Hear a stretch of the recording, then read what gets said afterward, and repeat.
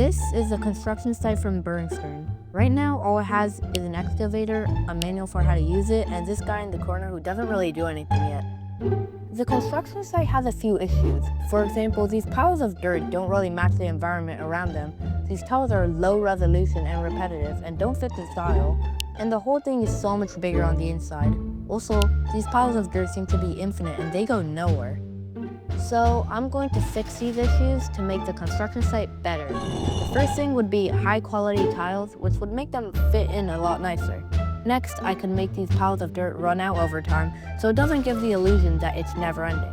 Then I can give the whole thing a better shape, so it doesn't take too much space, but it also isn't too small. I'll also give a higher role to this guy, as he doesn't really do anything yet other than just sit here.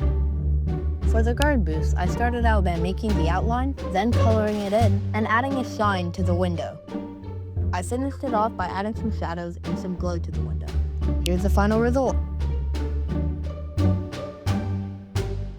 To make the tape, I made a yellow and black zigzag shape and then duplicated it. I also added a bar gate which can open and close to let the player in.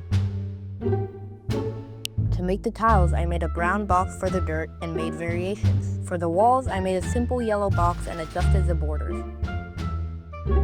I put the tiles together and they look like this. It's not too big, but gives enough space for the main components.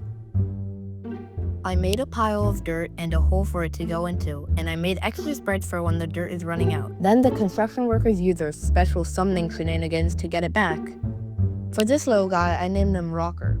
And instead of a manual telling you what to do, he's gonna have some dialogue on what to do. I drew a simple rock with a face on it, then made it have a blinking animation. Since he needs to speak, I gave him some dialogue portraits. Here they are.